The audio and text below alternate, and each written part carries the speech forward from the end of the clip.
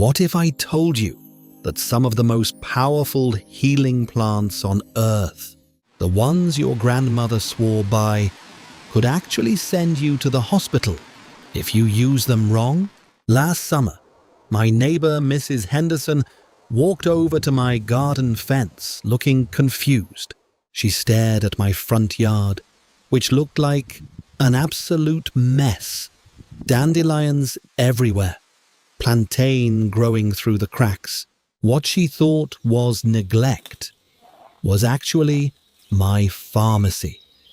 The best part, I do not plant them. I do not water them. And I definitely do not bend over backwards to maintain them. Every single weed she wanted to spray with chemicals, I was turning into medicine. And by the end of this video, you will see your backyard the same way. But here is my promise to you. I am not going to just list 20 plants and tell you they cure everything.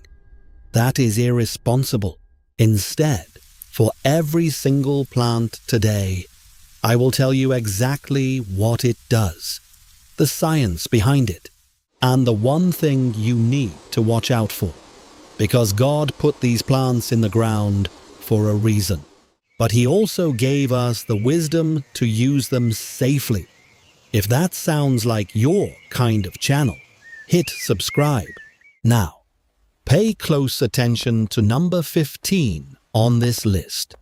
It is one of the most popular herbal remedies in the world. But if you take it with certain prescription medications, the results can be dangerous. And stay until the very end, because I have a simple 3-plant starter kit that covers 80% of what you will ever need. Number 1. Plantain, nature's band-aid. Now, I'm not talking about the banana. This is the low-growing weed you have probably stepped on 1,000 times without knowing it. Ancient Romans used to pack plantain leaves into their battle wounds to stop the bleeding. And modern science confirms they were onto something. Plantain contains a natural compound called aucubin that fights inflammation and speeds up tissue repair. The best part, this is one of the safest plants on our entire list. No known drug interactions. Safe for children, safe for pets. You can literally chew a leaf and stick it right on a bee sting. Think of it as the first aid kit that grows in the cracks of your driveway. You have been mowing over free medicine your entire life. Number 2, Yarrow, the battlefield surgeon. Its scientific name is Achillea millefolium, named after the Greek warrior Achilles himself. Legend says his soldiers packed yarrow into their wounds to stop the bleeding on the battlefield. And thousands of years later, researchers found that yarrow actually contains compounds that promote blood clotting and reduce inflammation at the same time. Now here is your safety note. If you're on blood-thinning medications like warfarin, you need to be careful with yarrow. It can interfere with how your medication works. Always check with your doctor first. Think of it as your garden's emergency room doctor. When something is bleeding, yarrow shows up and takes charge. Number 3, Comfrey, the bone knitter. Now let me tell you a story. My grandmother had a comfrey patch behind her chicken coop that she guarded like gold. One winter, my uncle twisted his ankle so bad it swelled up like a grapefruit. Grandma went out in the cold, dug up a comfrey root, mashed it into a paste, and wrapped his ankle with it overnight.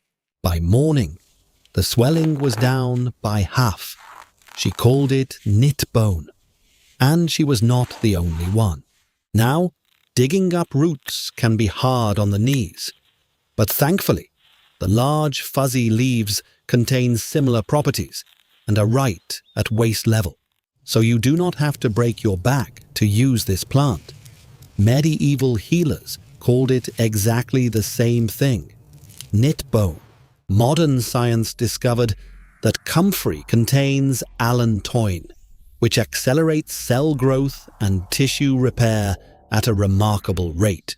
But, and this is a big but, comfrey contains pyrrolizidine alkaloids. These compounds can cause serious liver damage if you take comfrey internally. This is not a tea plant. This is not something you swallow. External use only, on unbroken skin, for short periods. Several countries have actually banned internal comfrey products, so use it on the outside, where it does its magic, and keep it out of your stomach. Think of it as a powerful construction crew, incredible at rebuilding, but you need to keep them on the job site, not invite them inside your house. Number 4. Calendula, the gentle healer. The ancient Egyptians called calendula the herb of the sun. They used its bright orange petals in everything from wound care to sacred ceremonies. In the Civil War, field doctors packed calendula petals into open wounds to prevent infection, and modern research backs them up completely.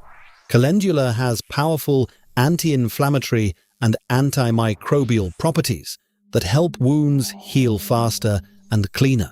And here is what I love about this one. Calendula is one of the gentlest plants you will ever use. Safe for babies, safe for sensitive skin, even safe enough to use around your eyes. If you have ever worried about trying herbal medicine, this is your starting point. Think of it as the nurse with the softest hands in the hospital, gentle, reliable, and always there when you need comfort. Number 5. Aloe Vera, the desert pharmacy. Cleopatra called it the plant of immortality. She used aloe gel on her skin every single day, and for over 4,000 years, civilizations from Egypt to China to India have relied on this one plant for burns, cuts, and skin repair. The science is clear. Aloe contains over 75 active compounds, including vitamins, enzymes, and amino acids that accelerate skin healing and reduce inflammation. Safety-wise, the clear gel inside is perfectly safe, but the yellow latex layer just under the skin, that is a powerful laxative. If you are taking diabetes medication or diuretics, the latex can cause dangerous drops in blood sugar and potassium. Stick with the clear gel. Skip the yellow stuff.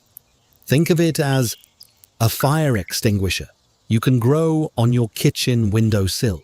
Now, we have covered the plants that heal your skin. But what about the ones that protect what is happening inside your lungs, your immune system? That is where things get really interesting. Number 6, Mullein, the lung whisperer.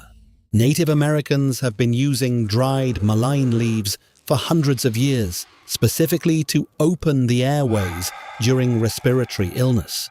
European monks grew it in their monastery gardens as their primary remedy for coughs and congestion. Modern research shows mullein contains saponins and mucilage that work together to loosen chest congestion and soothe inflamed airways. And the good news, mullein is remarkably safe. No significant drug interactions, no toxicity concerns. You can brew it as a tea, make a tincture, or even use the oil for ear infections. It is about as gentle as respiratory herbs get. Think of it as a chimney sweep for your lungs. It goes in, clears out all the buildup, and leaves everything breathing clean and easy. Number 7. Elderberry, the immune system's bodyguard. For centuries, European grandmothers made elderberry syrup every autumn like clockwork. They did not know the science. They just knew their families got sick less. And now we have the studies to prove it. Elderberry has been shown to reduce the duration and severity of cold and flu symptoms by stimulating the immune response. Here is your safety note though: never eat raw elderberries. The raw berries, the bark, and the leaves contain cyanogenic glycosides. That is a fancy way of saying they can make you very sick. Always cook your elderberries first. And if you have an autoimmune condition, check with your doctor, because boosting an already overactive immune system is not always a good idea. Think of it as a personal security guard that needs to be properly trained before you put it to work. Number 8. Echinacea, the first responder. The Great Plains tribes used Echinacea more than any other plant in their medicine kit. It was their go-to remedy for everything from snake bites to toothaches. When European settlers arrived, they noticed how rarely Native Americans got sick, and they started using Echinacea too. Studies show Echinacea can boost white blood cell production and reduce the length of upper respiratory infections when taken at the first sign of symptoms. The key word there: first sign. Safety-wise, if you are allergic to ragweed or daisies, be cautious. They are in the same plant family. And if you are on immunosuppressive drugs, Echinacea can work against your medication.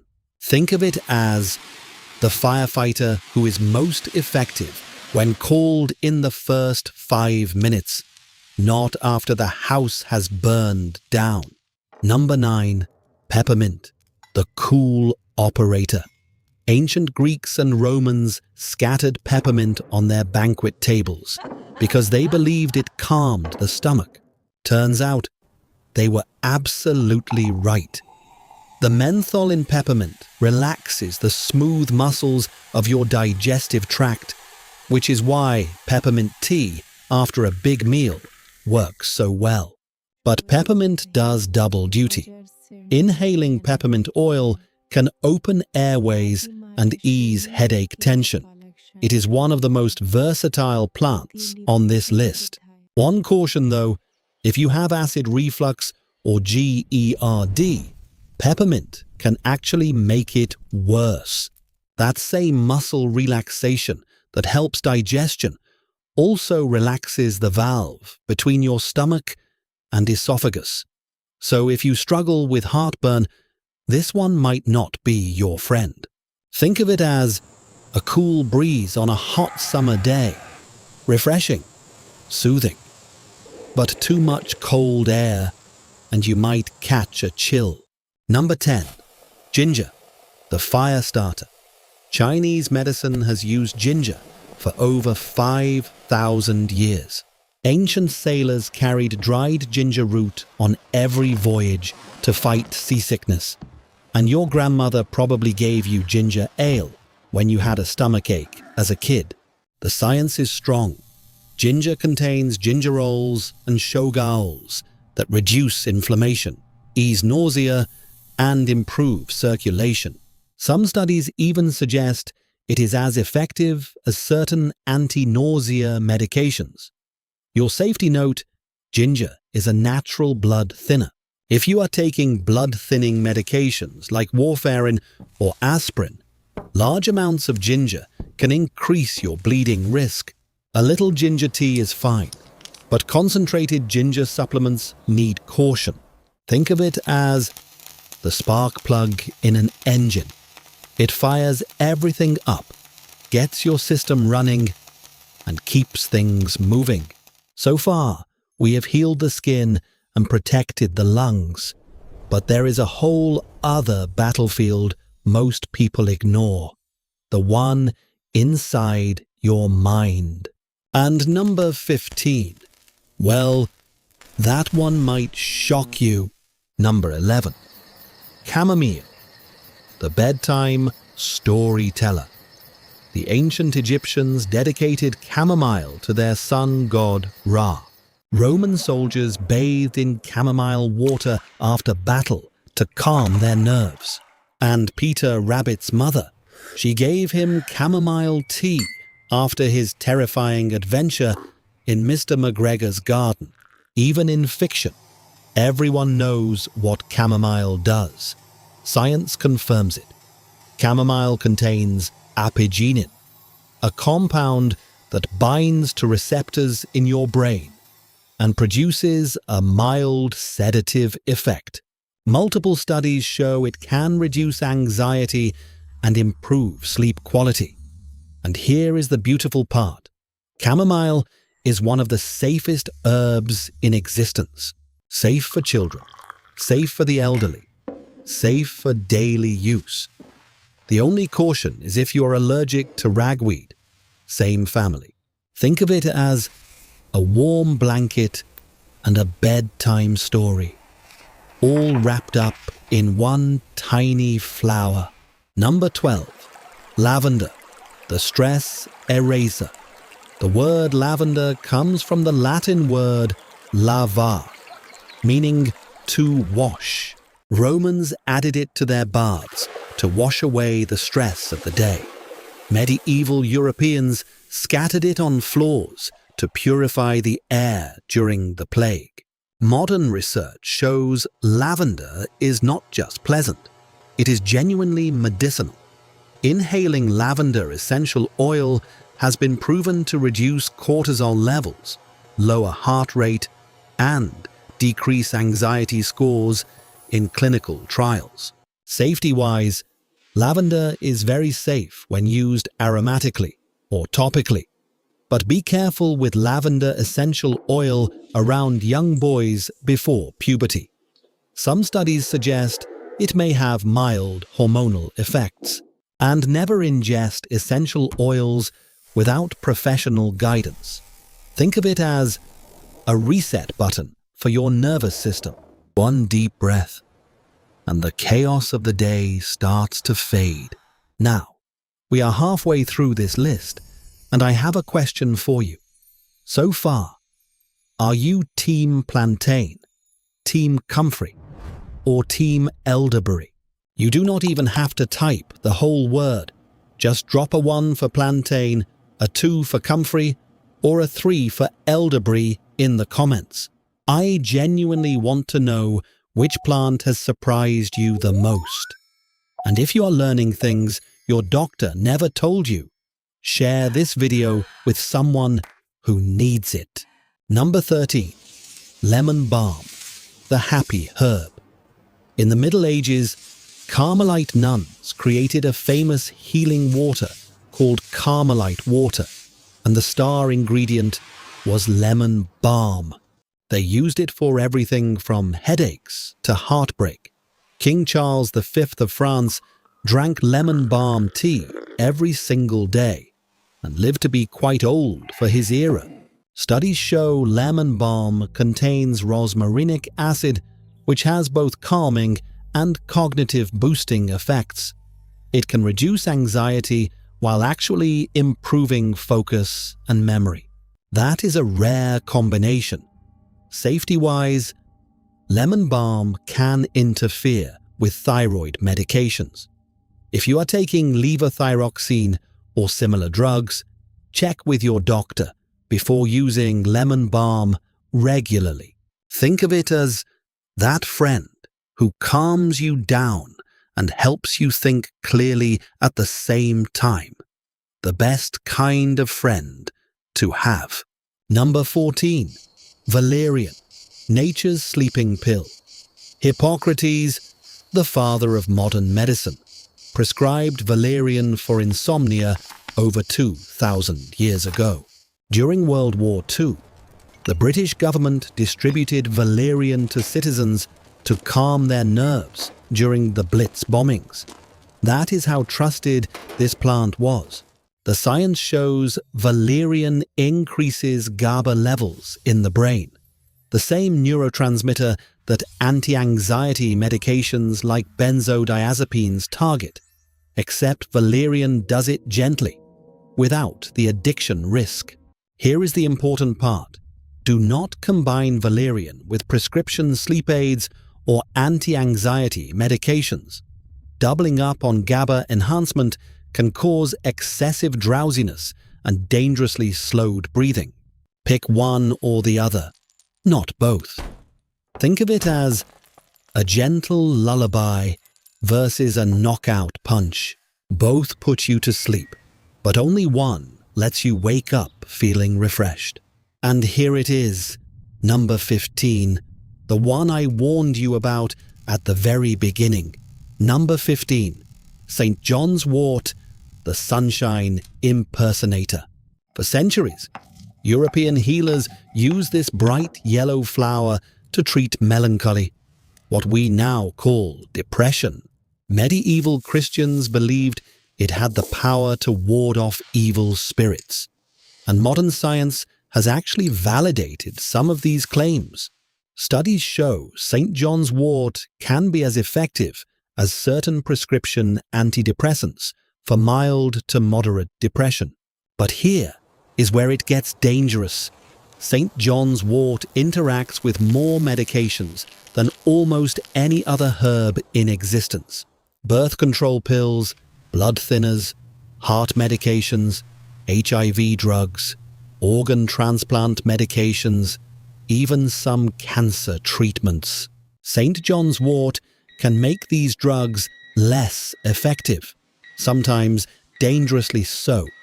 There have been documented cases of organ transplant rejections because patients took St. John's Wort without telling their doctor. This is not something you casually add to your routine. If you take any prescription medication, you must talk to your doctor before touching this plant. This is exactly what I mean by responsible herbalism. The plant works, but knowledge without safety is just recklessness. Think of it as a powerful light that can brighten a dark room. But if you are not careful with the wiring, it can start a fire. We have healed the skin, strengthened the lungs, and calmed the mind.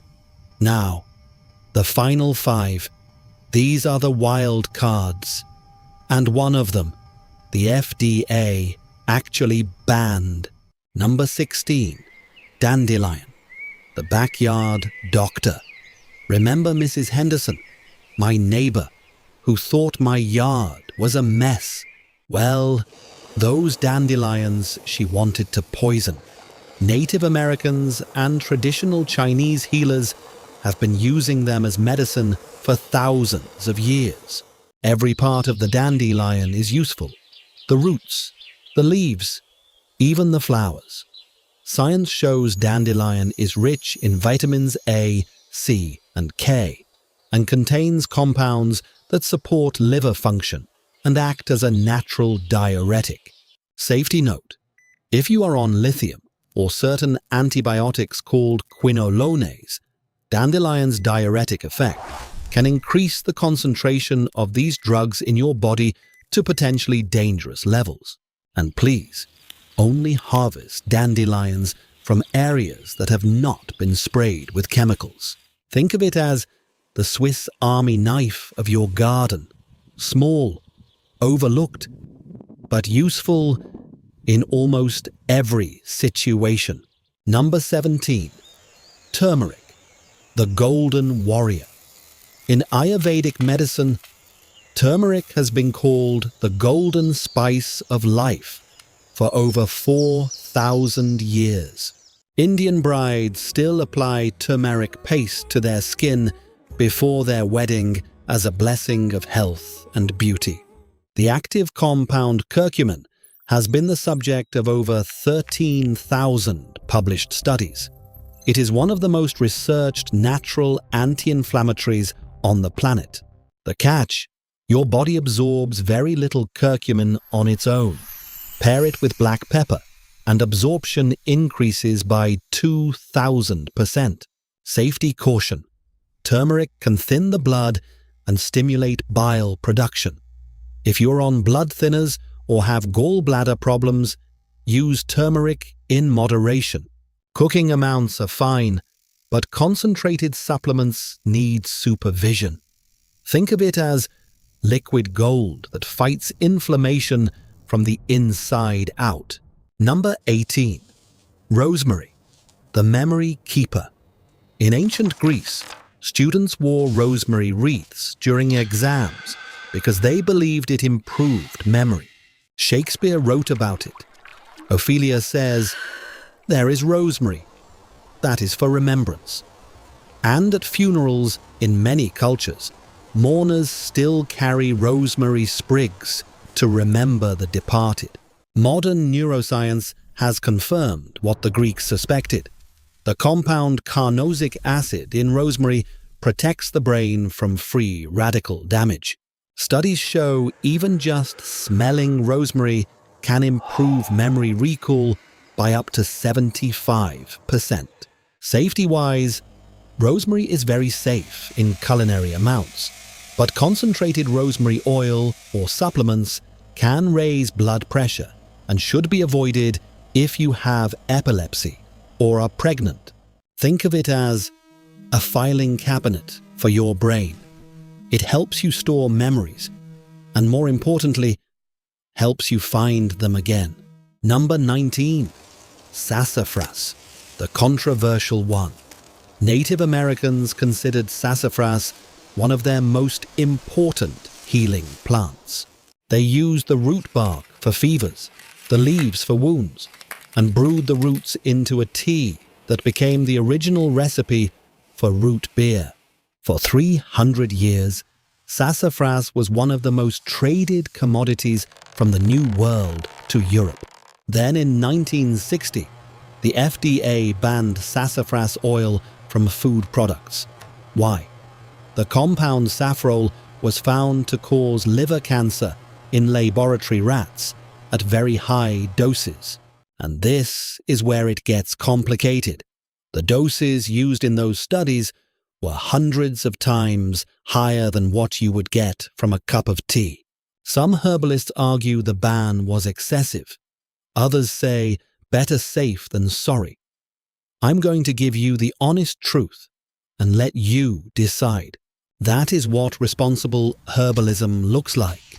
Giving you the facts, not making the decision for you. Think of it as a classic car that got recalled. Beautiful, powerful, historically significant. But there is a safety issue under the hood that you need to know about. And number 20, our final plant, Meadowsweet, the original aspirin. Remember how I mentioned Mrs. Henderson and her dandelion-filled yard? Well, Meadowsweet is another one of those plants hiding in plain sight. In 1899, scientists extracted salicylic acid from Meadowsweet and synthesized it into what we now call aspirin. The name aspirin actually comes from Meadowsweet's old botanical name, Spirea. So every time someone takes an aspirin for a headache, they are using a synthetic version of what this plant does naturally.